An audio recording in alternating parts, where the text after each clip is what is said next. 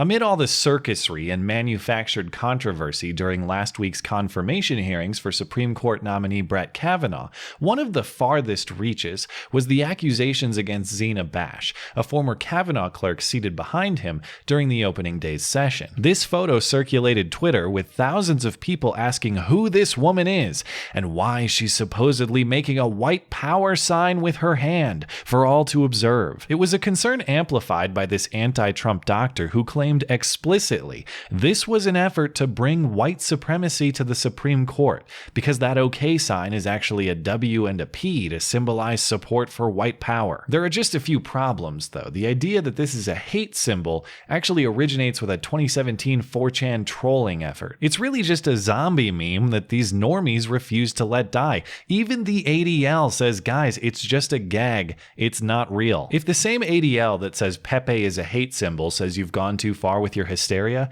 you've definitely gone too far with your hysteria. And the other problem, more overtly, is Zena Bash is half Mexican, half Jew. Given that heritage, how could any reasonable person believe she's a white supremacist anyway? And that dissonance is fascinating. It goes to show that if you start from the premise that racism and white supremacism are everywhere, you will see them everywhere, even up to the point that you see non-white people as white supremacists, perhaps beyond. But this is a premise the ideological fringe will uphold, believing, as this so-called expert quoted in this Daily Beast article does, that people of color are helping to uphold white supremacist movements by excusing white racism and bearing witness to the failure of people of color, thereby making white supremacy a more durable force. And this apparently plays into the effort of white supremacists to broaden their appeal from a whites-only movement in a multicultural America. This explanation under the title "Why Young Men of Color Are Joining White Supremacist Groups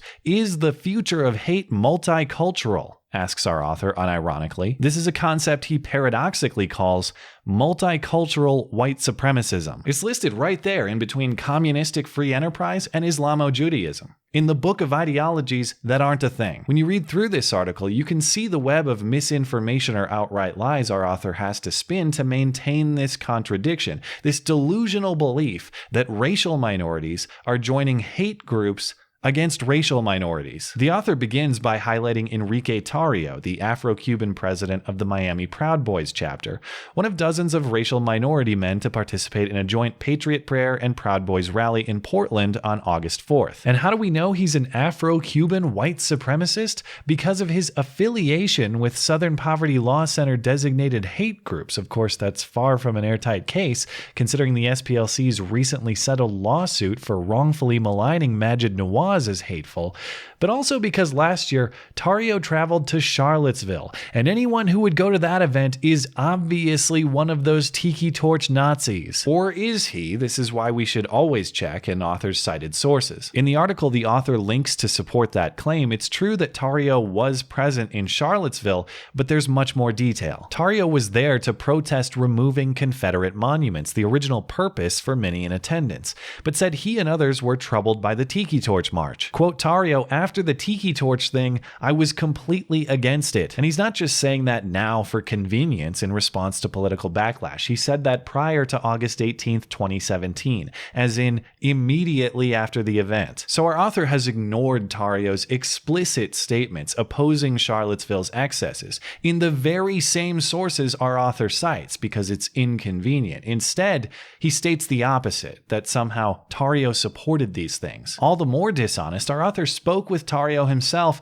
and apparently opted not to ask about that, or he omitted Tarrio's explanation, but he did ask him about racism generally. The author writes that Tarrio and the rest of these minority activists claim institutional racism no longer exists in America. If racism doesn't exist, he asks Tarrio, what would explain the disproportionate killing of black men by police, noting black males aged 15 to 34 are killed by police at 9 times the rate of the general population? Firstly, Firstly, what a ridiculous conflation of two separate issues. Our author quotes Tario as saying institutional racism doesn't exist in America, not racism in general. Of course, there will always be individual examples of interpersonal racism. People don't like other people for any number of reasons. The point is that there isn't racism in our legal structure or our government institutions, and those are fundamentally different claims. But to the claim about police shootings, the activists our author is quoting do have an explanation. Both Tario and Elisa Sanchez, a half-black, half-Puerto Rican activist,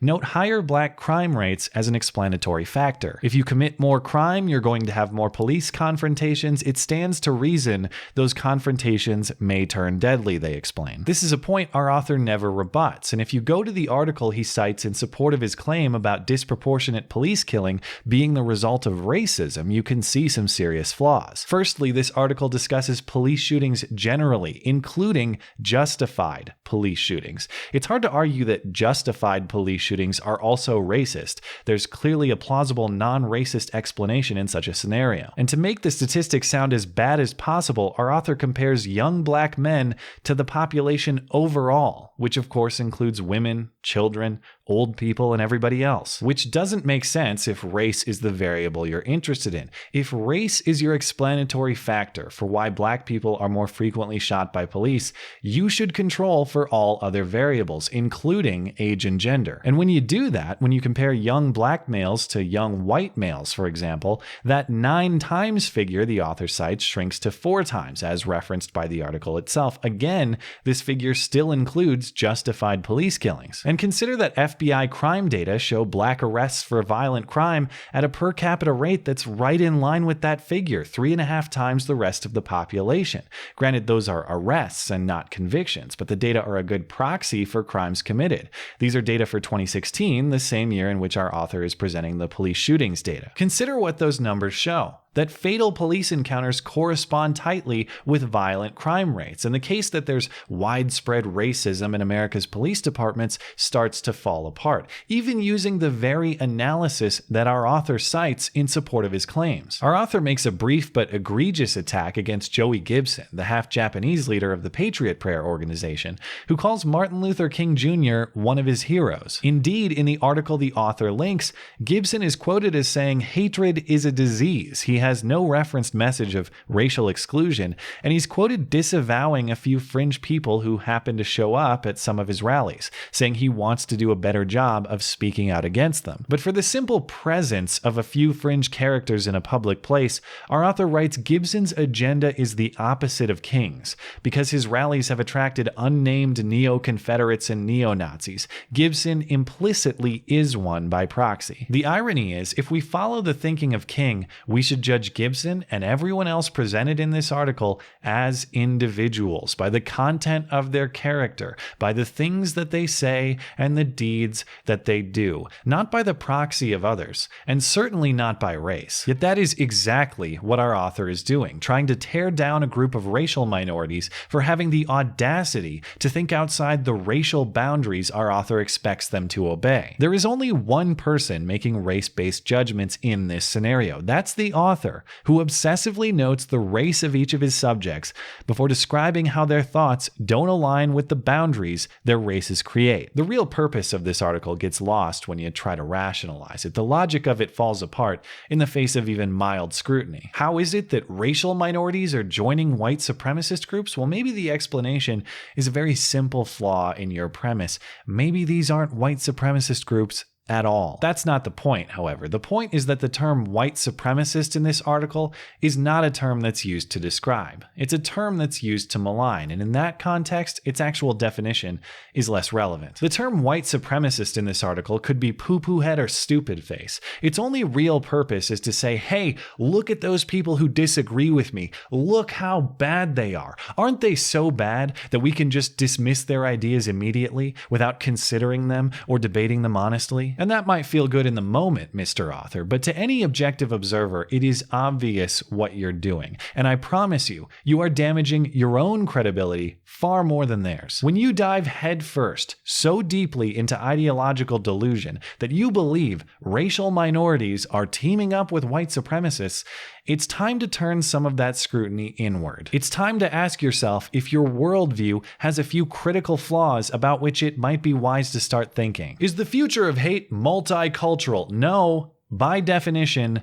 no. There is a much more plausible conclusion that only requires loosening your ideological rigidity just a little bit. Maybe those with whom you disagree aren't actually hateful. Maybe you've actually misunderstood their views. Maybe things might be better if you actually tried to understand those views, instead of demonizing them up front and rationalizing from there. If you genuinely oppose prejudice, if you genuinely believe in tolerance and understanding, that would be the honest thing to do. But I'm not holding my breath. You know, come to think of it, is suffocating the future of health? Maybe I'm onto something. I bet I could write for the Daily Beast too. Thanks as always for listening and for supporting this channel. Always appreciate that thoughtful discussion down below, and especially over on Twitter. That is at ML Christiansen. You're always welcome to coming out and chat in my live streams. Those are linked down in the description. Looking forward to it. Goodbye.